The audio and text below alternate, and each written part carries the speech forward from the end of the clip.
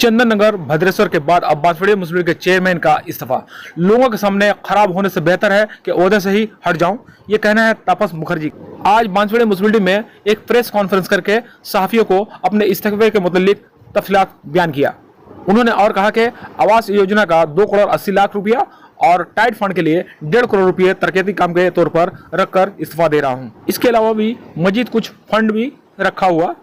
आपको बताते चलूं कि चंदन नगर और भद्रेश्वर के बाद अब बांसवाड़ा मुस्लिम लीग के चेयरमैन तापस मुखर्जी और वाइस चेयरपर्सन शिल्पी चटर्जी ने भी अपने ओहदे से इस्तीफा दे दिया।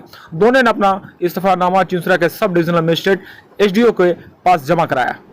इससे कबल हुगली जिला के भद्रेश्वर मुस्लिम लीग के चेयरमैन प्रलय चक्रवर्ती समेत तृणमूल कांग्रेस के मुतादिद काउंसिलर ने इस्तीफा दे दिया था। इसी तरह चंदननगर मुस्लिम लीग कारपोरेशन के मेयर, डिप्टी मेयर और मजमूई तौर पर 30 काउंसिलर पहले ही अपने ओहदों से इस्तीफा दे चुके हैं, जिसके नतीजे में चंदननगर कारपोरेशन बोर्ड तहलील हो गया है और वहां एडमिनिस्ट्रेटर मुकर्रर कर दिया गया है। अब बांसवाड़ा मुस्लिम लीग चेयरमैन तापस मुखर्जी और वाइस चेयरपर्सन शिल्पी चटर्जी ने भी अपने ओहदे को छोड़ दिया है।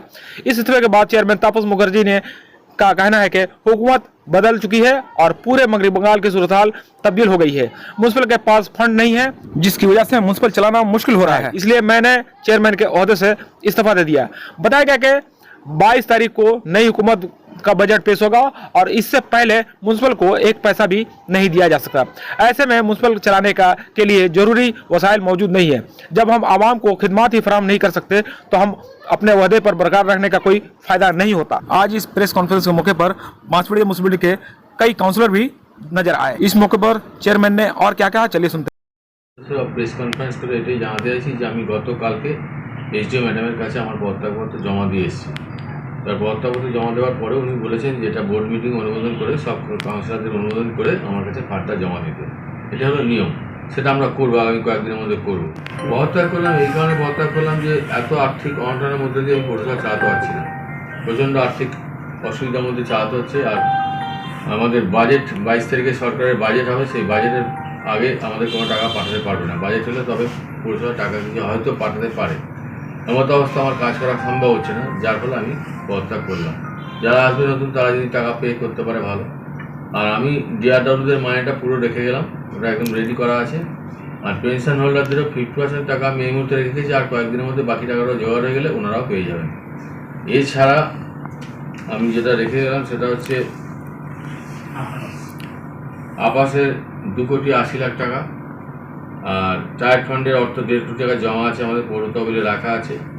তৃতীয়চুরির কাজটা শুরু করেছিলাম, মিটিংও করে নিয়ে এসেছিলাম, কিন্তু ওটা অর্থের অভাবে ওটা করা গেল না। ওটা এই অবস্থায় রেখে গেলাম। এই আমার মোটামুটি আমার সঙ্গে রিজাইন আমার সাথে কেউ দিতে যায়নি, আমি একাই গেছিলাম দিতে।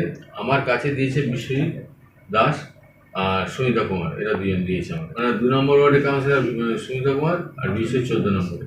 রঞ্জিত সরকার আগে দিয়েছে, আগের দিন দিয়েছে, সেটাই বলতে হবে। হ্যাঁ,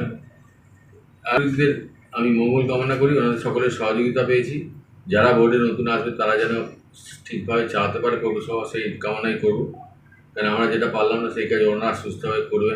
কারণ অনেক কাজই করতে হচ্ছে, স্ট্রিট লাইট কেটে গেলে লাগাতে পারছি না। তারপরে জলের পরিষেবা ব্যাহত হচ্ছে, নর্দমা ঠিকমতো পরিষ্কার পরিচ্ছন্ন হচ্ছে, অনেক রকমভাবে পৌরসভার কাজগুলো ঠিকমতো হচ্ছে না, ব্যাহত হচ্ছে। এইসব কারণেই আমি আরও আমি সব হিসাব দিয়ে তো আপনাদের বললাম 2 কোটি আবাসের 2 কোটি 80 লাখ আর টায়ার ফান্ডে 1.5 কোটি টাকা উন্নয়নের পৌর তহবিলে রাখা আছে। এছাড়া পেনশন হোল্ডারদের 50% টাকা এই মুহূর্তে আছে এবং ডিআরডব্লিউ যারা আছে তাদের পুরো মাইনের টাকা, মানে স্যালারি ওয়েজেস যেটাকে বলে, সেই টাকা আমার পুরো রাখা আছে।